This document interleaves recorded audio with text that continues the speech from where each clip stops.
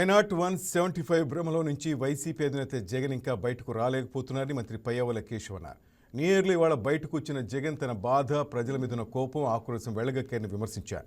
Rayalaseema lift ఇరిగేషన్కు DPR తయారు చేసేందుకు మాత్రమే పనులు చేస్తున్నట్లు ఎన్జీటీకి సీఎస్తో జగన్ అఫిడవిట్ దాఖలు చేయించారని వివరించారు. డీపీఆర్ తయారీ కోసం 900 కోట్లు మళ్లించారని ఆరోపించారు. డీపీఆర్ స్కీమ్ అని ఒకసారి చెన్నైకి తాగునీరు ఇచ్చే పథకం అని మరోసారి ప్రకటనలు చేసినట్లు తెలిపారు. 102 రాయలసీమ ప్రాజెక్టులు నిలుపుదల చేస్తూ గత ప్రభుత్వంలో ఉత్తర్వులు జారీ చేసిందన్నారు. ఇక పులివెందుల ఎమ్మెల్యేకు అధికారంలో ఉండగా గుర్తుకు రాని రాయలసీమ ఇవాళే గుర్తుకొచ్చిందా అంటూ ప్రశ్నించారు. పెద్దలు చెప్పేవాళ్ళు శ్రీశ్రీ గురించి, దేవులపల్లి కృష్ణశాస్త్రి గురించి ఒక కంపారిజన్ చెప్పేవాళ్ళు. జనం బాధని తన బాధగా చెప్పేవాడు శ్రీశ్రీ అని, తన బాధని జనం బాధగా చెప్పేవాడు దేవులపల్లి కృష్ణశాస్త్రిని. ఇవాళ జగన్మోహన్ రెడ్డి గారు తన బాధని రాయలసీమ బాధగా వివరించేటువంటి ప్రయత్నం చేశారు. అక్కసుని, ఆవేశాన్ని, ఆక్రోశాన్ని అన్నింటినీ చూపించాడు ఆయన. అంటే అబద్ధాలు చెప్పడంలో ఈ స్థాయిలో చెప్పచ్చా? అది ఒక మాజీ ముఖ్యమంత్రిగా ఉన్నటువంటి వ్యక్తి ఇన్ని స్థాయిలో అబద్ధాలు చెప్తారు అనేటువంటిది నిజంగా ఆశ్చర్యం వేస్తుంది.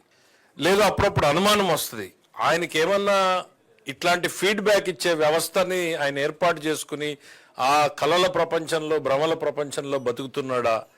ఎన్నికల ముందు సజ్జల రామకృష్ణారెడ్డి గారు వీళ్ళందరూ చేరి ఏంటి వైనాట్ 175 అని మాట్లాడి ఆ భ్రమంలో బతికి 11లకు వస్తే షాక్లో నుంచి ఆయన ఇంకా బయటికి రాలేకుండా ఉన్నాడా?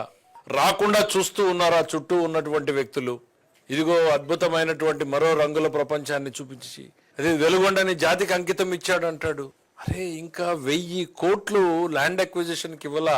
ఇంకా చేయాల్సిన పనులు దాదాపు ఒక 700-800 కోట్లు ఉన్నాయి. రెండు జగన్మోహన్ రెడ్డి గారు పోదాం ఒకసారి, ఇదొక్కటి చాలు మీరు చెప్పిన మాటల్లో వాస్తవాలు చూపించడానికి. అది మాట్లాడుతూ ఇంకోటి ఏమన్నాడు, కుప్పంకి 500 కిలోమీటర్లు నీళ్లు తీసుకెళ్లానన్నాడు. రాష్ట్రం నవ్విపోయింది. అది డమ్మీ గేటు పెట్టి ట్యాంకర్లతో నీళ్లు నింపి కాలువ తీసుకెళ్లి మీరైతే 6 పంపుల నుంచి 12 పంపుల కెపాసిటీకి 100 రోజుల్లో 3000 కోట్లను ఖర్చు పెట్టి తీసుకెళ్లింది చంద్రబాబు నాయుడు గారి government. Please subscribe to YK TV Network. Please subscribe to YK TV. Please watch YK News. Don't forget to subscribe YK News channel